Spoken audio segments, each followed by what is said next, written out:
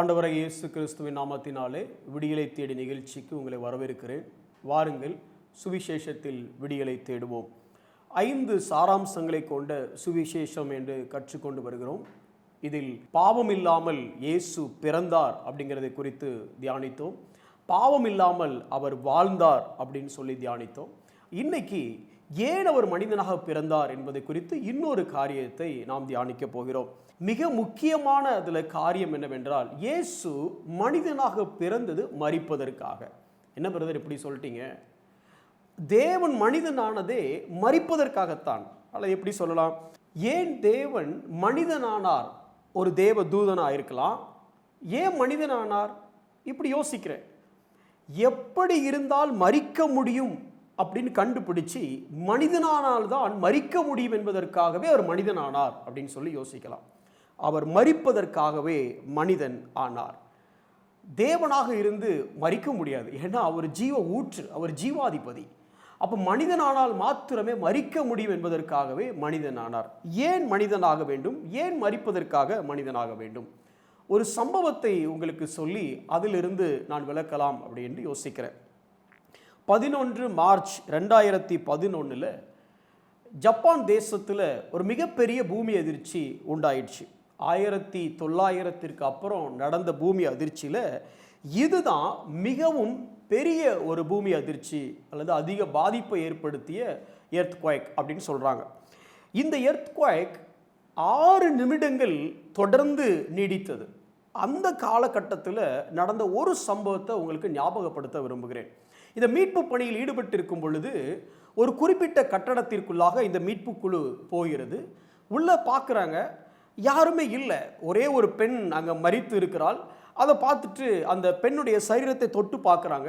அது மிகவும் குளிர்ந்து இருப்பதினாலே கண்டிப்பாக அவள் மரிச்சிட்டா அப்படின்னு சொல்லிட்டு அந்த மீட்புக்குழு தொடர்ந்து தங்களுடைய பணியை செய்ய ஆரம்பிக்கிறாங்க.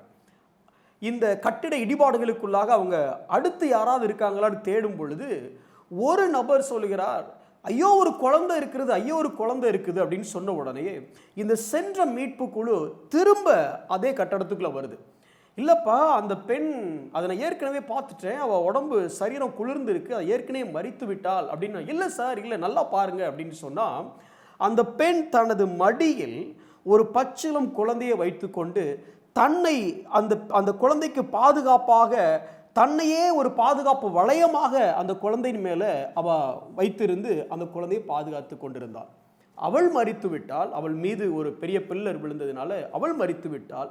ஆனால் அவள் மடியில் இருந்த அந்த குழந்தை மரிக்கவில்லை. உடனே அந்த குழந்தையை எடுத்து மருத்துவமனைக்கு கொண்டு செல்கிறாங்க. அந்த குழந்தை பிழைக்கிறது. அந்த குழந்தையின் கையிலே ஒரு கை தொலைபேசி இருந்தது. அதில் ஒரு வாசகத்தை அவள் எழுதி வைத்திருந்தாள் அல்லது டைப் பண்ணி வைத்திருந்தாள். என்ன அப்படின்னா, if you survive you must remember that I love you. ஒருவேளை நீ பிழைத்து கொண்டால் உன்னை நான் நேசிக்கிறேன் என்பதை நீ அறிந்து கொள் அப்படின்னு சொல்லி.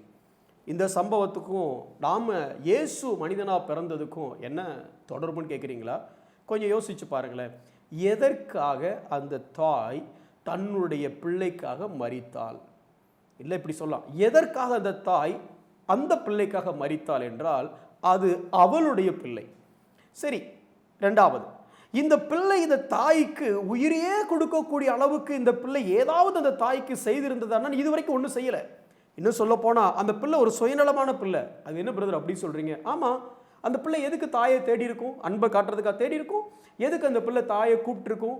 அன்பை பரிமாறுறதுக்காக கூப்பிட்டுருக்கும்? இல்லை, அந்த பிள்ளை அந்த அம்மாவை தேடுறது ஒன்றே ஒன்று தான், சாப்பிட்றதுக்காக, பாலுக்காக மட்டும்தான் தேடி இருக்குமே தவிர வேறு எதற்காகவும் அது தேடி இருக்காது.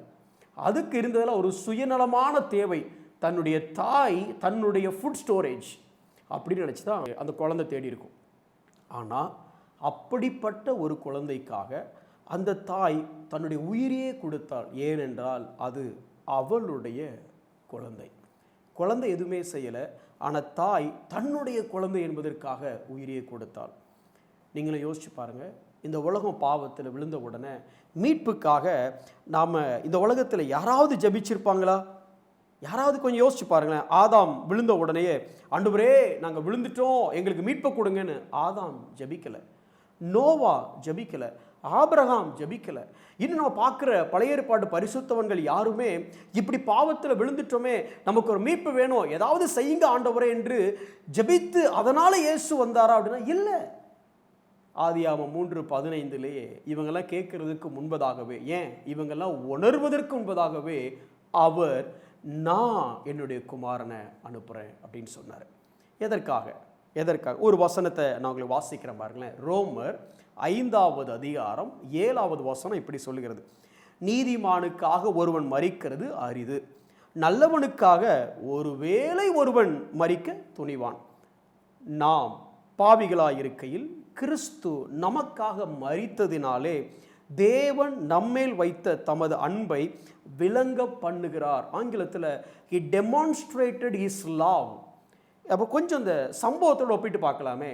இந்த பிள்ளை, அந்த கை குழந்தை சுயநலமாக இருக்கையில், இந்த பிள்ளை தன்னுடைய தாயை நேசிப்பதற்கு முன்பதாகவே, இந்த பிள்ளை தன் தாயின் மீது அன்பு கூறுவதற்கு முன்பதாகவே, இந்த பிள்ளை பாலுக்காக மாத்திரம் தன் தாயை தேடிக்கொண்டிருக்கும் போதே இந்த தாய் அன்பினாலே தன்னுடைய பிள்ளைக்காக தன்னுடைய ஜீவனையே கொடுத்தார். நல்ல பிள்ளையா கெட்ட பிள்ளையா தெரியாது, வளர்ந்ததுக்கு அப்புறம் தான் தெரியும்.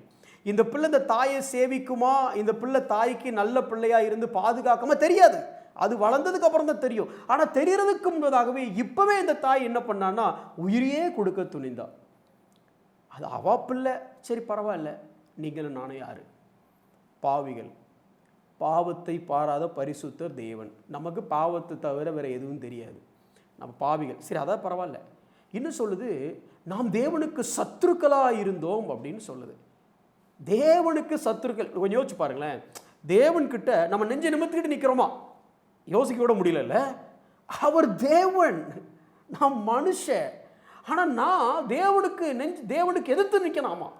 அப்படி இருந்த எனக்கு அவருக்கு பிரியமான இருந்த ஒருத்தனுக்காக அவர் இறங்கி வந்தார்னா பரவாயில்லைங்க. அவருக்கு பிரியமா இருக்கிற ஒருத்தனுக்கு அவர் ஜீவனை கொடுத்தாருன்னா பரவாயில்ல.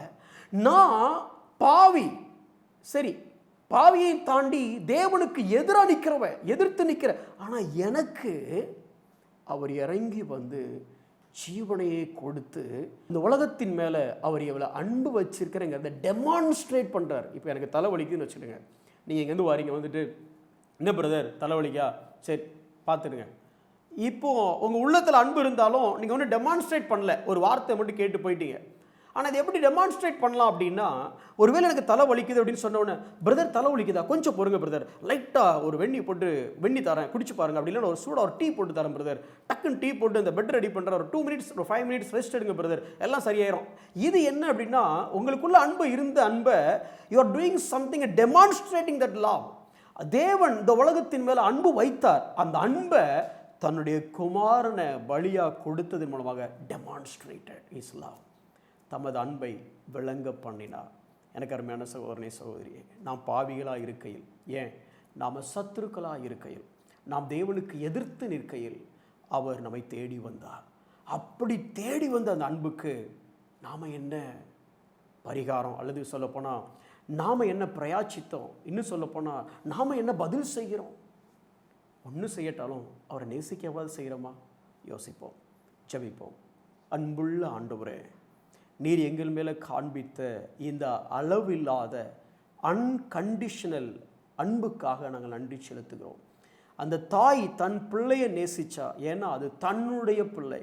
இந்த பிள்ளை தன்னை பாதுகாக்கும், இந்த பிள்ளை தன்னை சேவிக்கும், இந்த பிள்ளை தனக்கு உதவி செய்யுங்கிற ஒரு கண்டிஷன் பேஸ்டில் அந்த குழந்தையை நேசிச்சா. ஆனால் நாங்கள் பாவிகளாக இருக்கையில், நாங்கள் சத்துருக்களாக இருக்கையில் அன்கண்டிஷ்னலாக எங்களை நீங்கள் நேசிச்சிங்களே ஆண்டவரே, இந்த அன்பை உணர்ந்து கொள்ளவும், உம்மீது அன்பு காட்டி வாழவும் எங்களுக்கு கிருபை செய்யும். இயேசுவின் நாமத்தில் பிதாவே, ஆமென்.